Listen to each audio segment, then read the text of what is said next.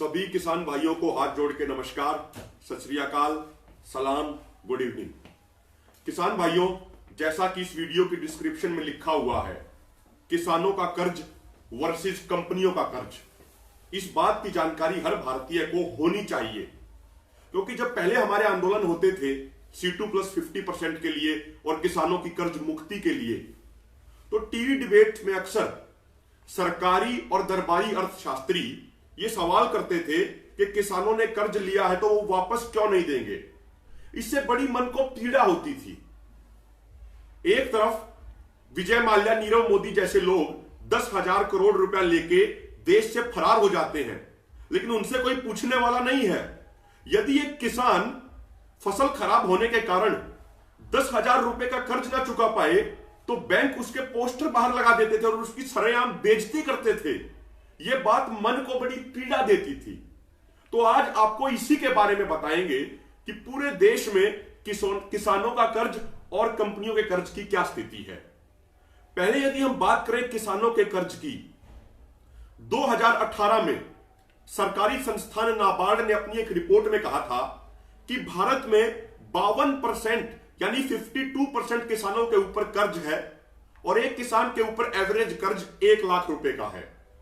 हमारे देश में लगभग टोटल जो किसान परिवार हैं उनकी संख्या है 15 करोड़, यानी 52% के ऊपर कर्ज है तो 7.5 करोड़ के ऊपर कर्ज है और एक के ऊपर एवरेज कर्ज 1 लाख रुपए का है।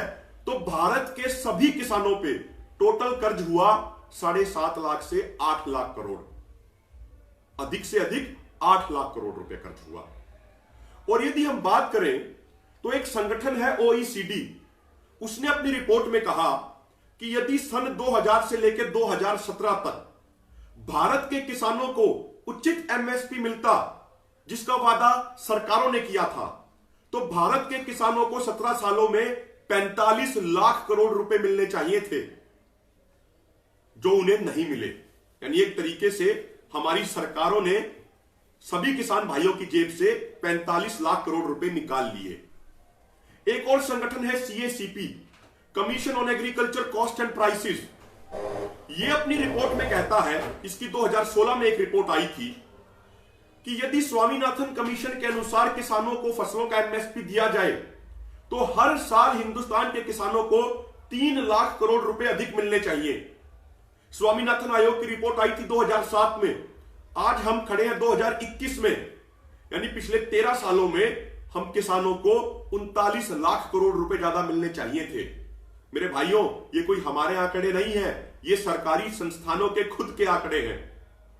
तो देखा जाए तो पिछले 15 से 20 सालों में हमारे लगभग 45 लाख करोड़ रुपए ये सरकारें डकार गई और दूसरी तरफ हमारे ऊपर टोटल कर्जा है मात्र 8 लाख करोड़ रुपया।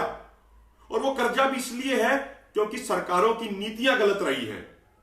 वो कर्जा इसलिए है कि देश के किसानों की फसलें नहीं खरीदी जाती, लेकिन सरकार बाहर से कृषि उत्पाद मंगाती है। जैसे अब की बार 1 अप्रैल 2020 से 31 मार्च 2021 के बीच में हमारी सरकार 30 लाख टन दालें विदेशों से मंगवा रही है। हमारे यहां पे किसानों को दालों का MSP नहीं दे रही है, लेकिन विदेश से बहुत ज्यादा दामों पे मंगा रही है। तो यदि हमें हमारी फसलों का उचित MSP मिलता तो हमारे ऊपर एक भी पैसा कर्ज नहीं था। यदि हमारा 8 लाख करोड़ का कर्ज काट भी लिया जाए तो उसके बाद 37 लाख करोड़ रुपया अभी भी हमारा सरकारों के ऊपर बकाया है। अभी 2018 में एक रिपोर्ट आई, सरकार बार बार कहती है कि हम कृषि के लिए इतने लाख करोड़ खर्च कर रहे हैं, ग्रामीण अर्थव्यवस्था के लिए इतने लाख करोड़ खर्च कर रहे हैं। कभी वो कहते हैं 12 लाख करोड़ तो कभी कहते हैं 13 लाख करोड़।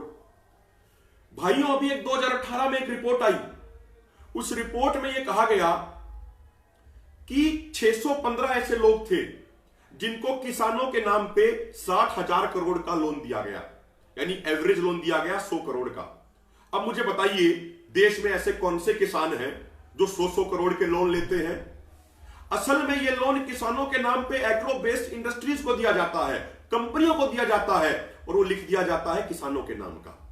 तो जो अधिकतर जो ये सरकार देती है, जितना भी ये खर्च करती है, उसमें से अधिकतर किसानों को नहीं मिलता बल्कि कंपनियों को चला जाता है। और यदि हम बात कर लें कंपनियों के कर्ज की, प्रधानमंत्री इकोनॉमिक एडवाइजरी काउंसिल के चेयरमैन रहे हैं विवेक देब्रॉय। उन्होंने यह कहा कि सन 2005 से लेकर 2017 तक बड़ी बड़ी कंपनियों का 50 लाख करोड़ रुपया टैक्स की फॉर्म में माफ कर दिया गया। वो कहते हैं कि 2011 से 2017 तक 6,45,000 करोड़ रुपए का टैक्स कंपनियों का माफ कर दिया गया। साल 2019 में अकेले में कंपनियों का 1,45,000 करोड़ का टैक्स माफ कर दिया गया। ये कंपनियों के जो टैक्स माफ होते हैं, ये उनकी स्थिति है।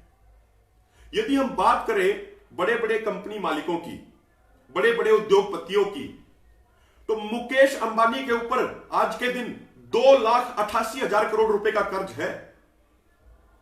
उसके ऊपर 2,88,000 करोड़ का कर्ज है, लेकिन उसके बावजूद उसे भारत का सबसे अमीर आदमी बताया जाता है।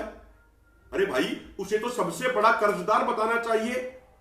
यदि कर्जा लेके कोई अमीर बन जाता है तो इस तरीके से तो हर कोई अमीर बन जाएगा। फिर तो सरकार को यह करना चाहिए कि सभी किसानों को 2-2 करोड़ 10-10 करोड़ दे दे, कर्जा दे दे, उसके बाद किसान भी अमीर हो जाएंगे। तो जो ये खैरात में जो बांटते हैं, जो मुकेश अंबानी को 2,88,000 करोड़ रुपए का बांटा, जो उसके ऊपर कर्ज है, इसी तरीके से अडानी के ऊपर 1,28,000 करोड़ का कर्ज है। HDFC बैंक के ऊपर 2,79,000 करोड़ का कर्ज है। एयरटेल के ऊपर 1,25,000 करोड़ का कर्ज है। L&T कंपनी के ऊपर 1,26,000 करोड़ का कर्ज है। वोडाफोन आइडिया के ऊपर 1,25,000 करोड़ का कर्ज है।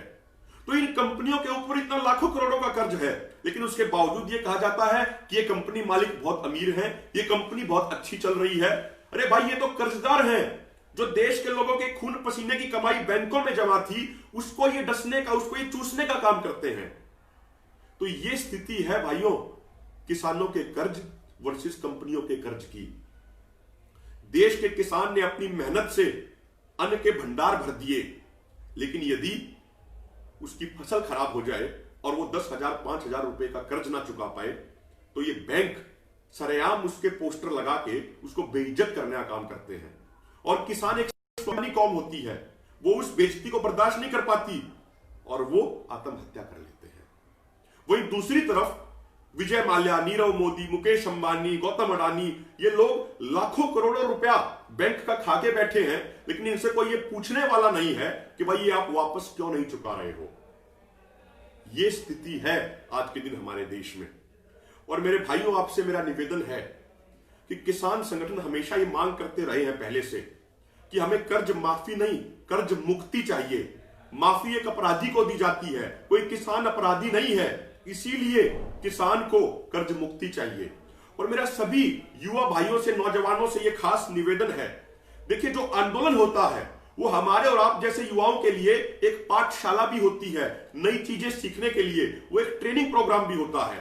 तो यदि आगे से कोई भी व्यक्ति किसी किसान भाई से ये पूछे कि भाई आपने इतना कर्जा लिया है तो ये दिया क्यों नहीं, तो आप सर ऊंचा करके उसको ये जवाब देना कि हमारा कर्जा तो मात्र 8 लाख करोड़ का है। आप उस मुकेश अंबानी से पैसा मांगिए जो देश का 2,88,000 करोड़ रुपया खा के बैठा है।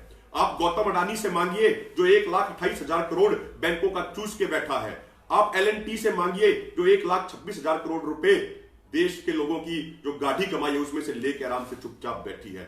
आप HDFC से मांगिए जो 2,79,000 करोड़ रुपए खा के बैठा है। तो मेरे भाइयों, निवेदन है कि किसान एकता मोर्चा ये आपकी आवाज है, ये आपकी आवाज है उस गोदी मीडिया के खिलाफ जो हमारे और आपके खिलाफ दुष्प्रचार करती है। इसीलिए इस किसान एकता मोर्चा के पेज को अधिक से अधिक लाइक करें, अधिक से अधिक शेयर करें, इसके YouTube चैनल को अधिक से अधिक सब्सक्राइब करें। देखिए, जो हमारे खिलाफ आज जो राजनीतिक पार्टियां खड़ी हैं, जो सरकार खड़ी है, उसके पास तो बहुत बड़ी IT सेल है, वो उस पर लाखों करोड़ों रुपया खर्च करते हैं। हमारी कोई IT सेल नहीं है, हम एक साधारण किसान हैं। हमारी IT सेल तो सब कुछ आप ही हैं। ये आपकी जिम्मेदारी है कि हमारी आवाज को आगे पहुंचाएं। जय जवान, जय किसान, जय भारत।